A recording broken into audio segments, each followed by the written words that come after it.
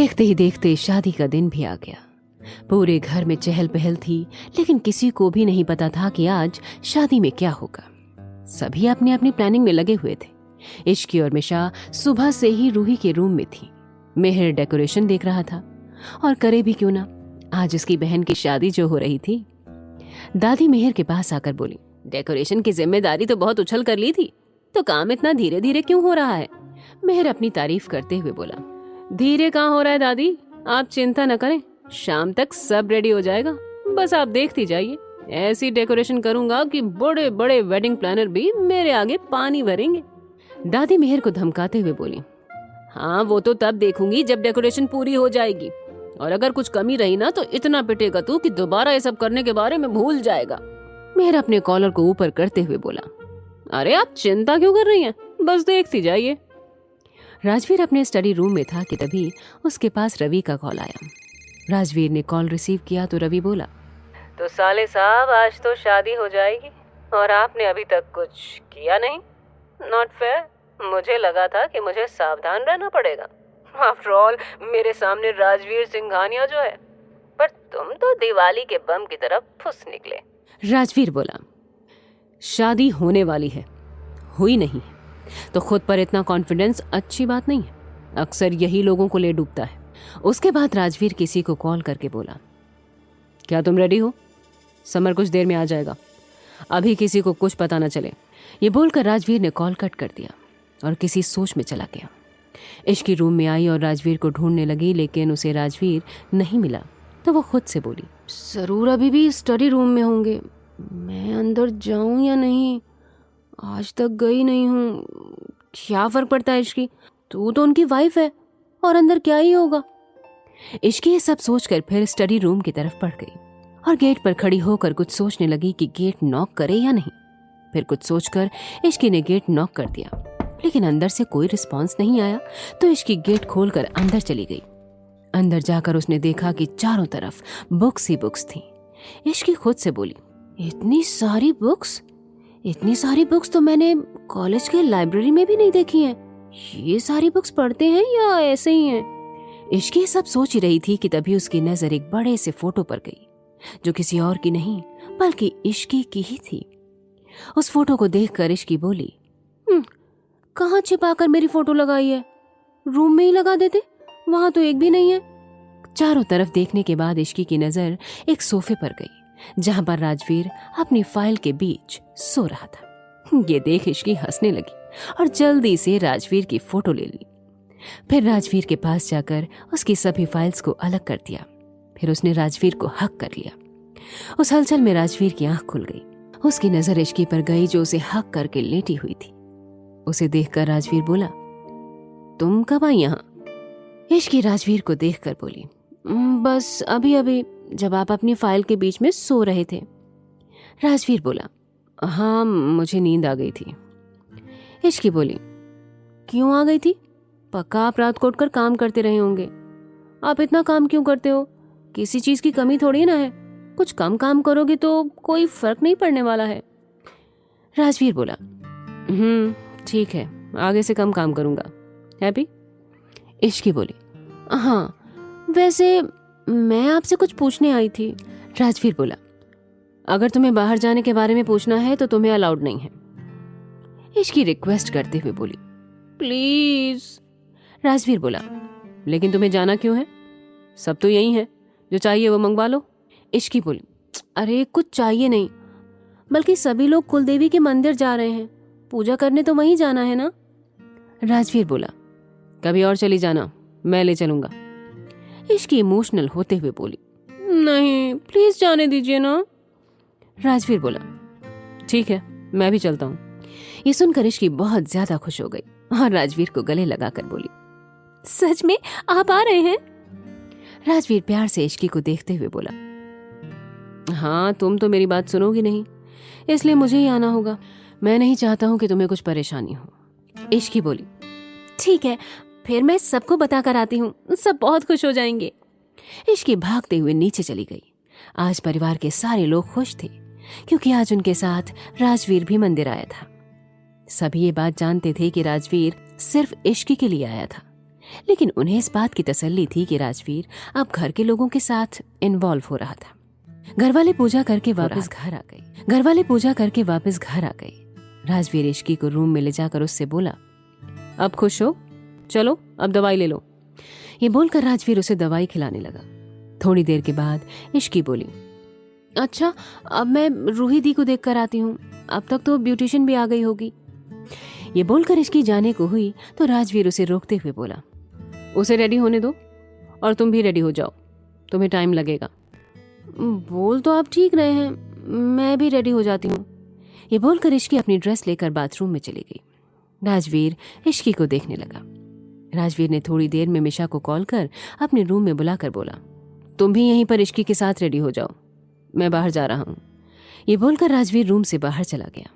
इश्की जब चेंज करके आई तो मिशा को देखकर उसके पास जाकर बोली, क्या हुआ है, ऐसे घूर कर लहंगे को क्यों देख रही है, कुछ खराबी है क्या? इश्की की बात सुनकर मिशा बोली, मुझे समझ में नहीं आता कि तुम सब इसमें घुसते कैसे हो। मिशा के इस फालतू सवाल पर इश्की उसे मारते हुए बोली, कभी लड़कियों जैसे कपड़े पहनती ना तो पता चल जाता कि कैसे घुसते हैं। इश्की ने मिशा को देखकर सवाल किया, ये सब छोड़, ये बता कि राजवीर कहाँ चले गए, तू यहाँ ऐसे अचानक क्यों आ गई? मिशा बोली, मैं अचानक नहीं आई, भाई ने बुलाया है और कहा कि मैं यहीं रेडी हो जाऊं और तुम्हारी भी हेल्प कर दूं। इश्की बोली, सीरियसली तू मेरी मदद करेगी? राज ने ये सोच भी कैसे? मिशा बोली, ओ हेलो, ज्यादा बोलने की जरूरत नहीं है, मैं आज कितने अच्छे से रेडी होती हूँ देख लियो। इश्की मिशा को छेड़ते हुए बोली, हाँ हाँ आज तुझे किसी को दिखाना जो है।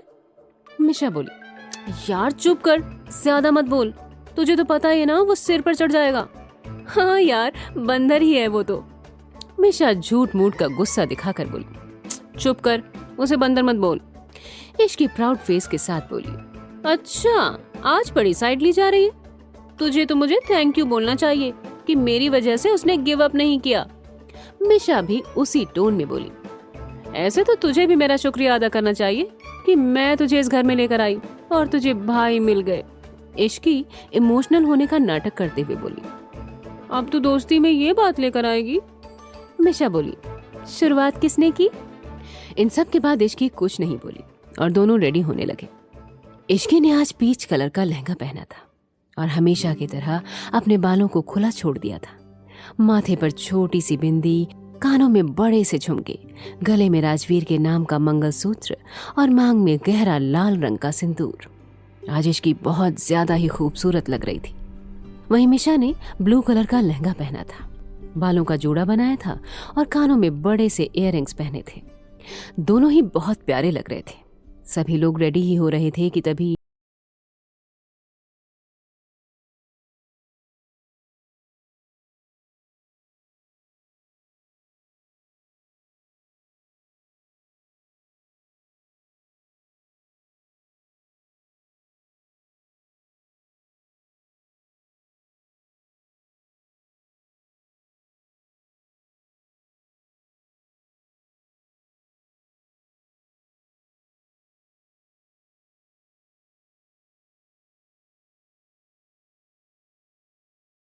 लाइन में अपनी बात बोला, उधर बहुत लोग हैं, तुम यहीं रहो।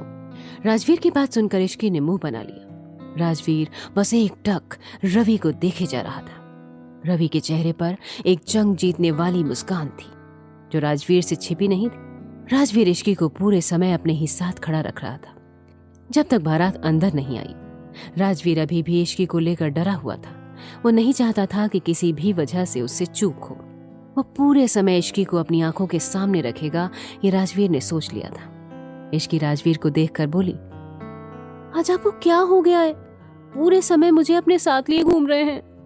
राजवीर ने इश्की को देखकर पूछा, क्यों, तुम्हें अच्छा नहीं लग रहा है क्या?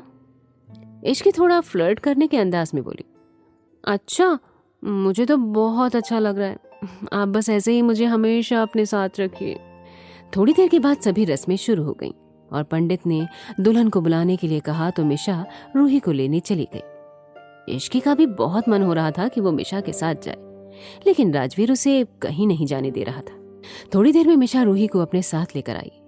आज रूही बहुत ही ज्यादा सुंदर लग रही थी। लाल रंग के लहंगे और सुंदर गहनों में सजी धजी हुई वो नीचे आ रही थी। सभी मेहमानों की नजर उस पर टिकी हुई थी। इश्की ने राजवीर से पूछा, ती कितनी सुंदर लग रही है ना? राजवीर ने बस में जवाब दिया और रूही को देखने लगा। आज राजवीर अपनी छोटी बहन को शादी के जोड़े में देख रहा था, जिस जोड़े में कोई भी लड़की सबसे ज्यादा सुंदर लगती है। यह हर लड़की की जिंदगी का सबसे सुंदर पल होता है, लेकिन यहाँ ऐसा कुछ नहीं था। यहाँ पर शादी के नाम पर छलावा हो रहा था। रूही ने एक नजर राजवीर को देखा और थोड़ी सी इमोशनल हो गई। वो हमेशा से भाई का प्यार चाहती थी, लेकिन राजवीर ने अपनी नाराजगी में कभी अपनी बहन पर ध्यान नहीं दिया। भाई शब्द जितना छोटा था, इस शब्द में उतनी ही गहराई थी, और राजवीर को जब ये समझ आया तब तक बहुत देर